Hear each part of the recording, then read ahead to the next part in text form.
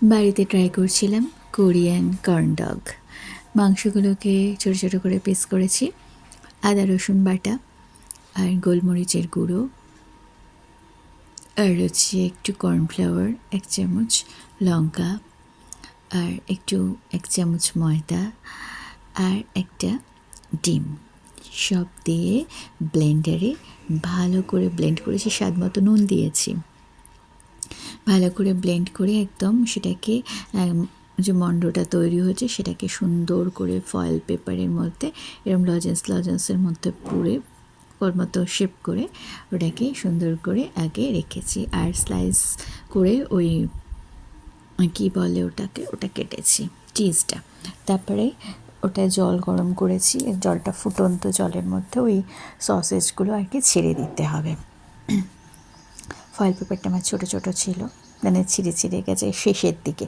তারপরে যেটা 15-20 মিনিট সেদ্ধ করার পরে ফয়েলটা ওগুলো তুলে নিয়ে একদম বরফ জলের মধ্যে ওগুলোকে দিতে হবে। আর এদিকে আমি ওই মণ্ডটা তৈরি করেছি, মানে যেটাতে চোবাবো ব্যাটারটা আর কি।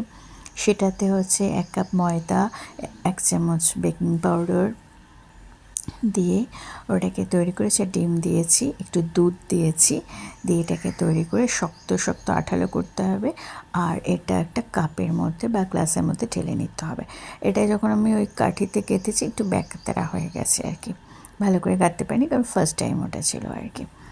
তারপরে এগুলো মোটামুটি ঠিকঠাক শেপে এসেছে। তারপরে ব্রেড ক্রাম্পের মধ্যে ভালো করে চেপে চেপে দিয়েছি। আর যখনই মাত্র ওই বড় ফ্রিজ থেকে ওই সসেসটা বার করেছি তখনই কিন্তু ওইটা ভেজা ভেজা হয়ে যাবে। তখন ওর উপরে একটু ময়দা দিয়ে নিলে পরে ভেজা ভেজা ভাবটা কেটে যাবে। তাহলে এই যে ওই ব্যাটারটায় চোবাবো সেটা ভালো করে গায়ে ধরবে আর কি। তা এটাকে চুবিয়েছি, এবার কাঠিতে গেঁথে এবার ডিপ ফ্রাই করতে হবে তেলের মধ্যে দিয়ে। বেশ করে তেলটা অনেকটা দিতে হবে। আমার তেলটা একটু কম দেওয়া হয়ে গেছিলো, আমি একটু তেল কম তো, হ্যাঁ আমার তেল একটু কম আর কি, তাই সেই জন্য এবার এটাকে কাপের মধ্যে ঢেলে নিলে কী হবে, চোবাতে সুবিধা হবে ওই লম্বা লম্বাগুলো।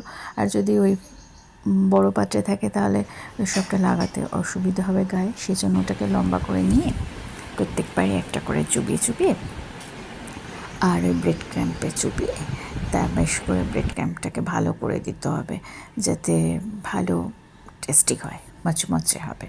এটাকে একবার তোমরা ট্রাই করে দেখবে, খেতে বেশ ভালো হয়েছিল। আমার তো খুব ভালো লেগেছিলো। অনেক দিন থেকেই আমি এইটা বানাবো করছিলাম, দেখছিলাম বেশ সুন্দর চিজটা টান দিলে পরে ছিঁড়ে ছিঁড়ে বের হয়, তা বেশ ভালো লাগছিলো আর খেতেও ভালো হয়েছে। সসেসটা তো খুবই সুন্দর হয়েছিল।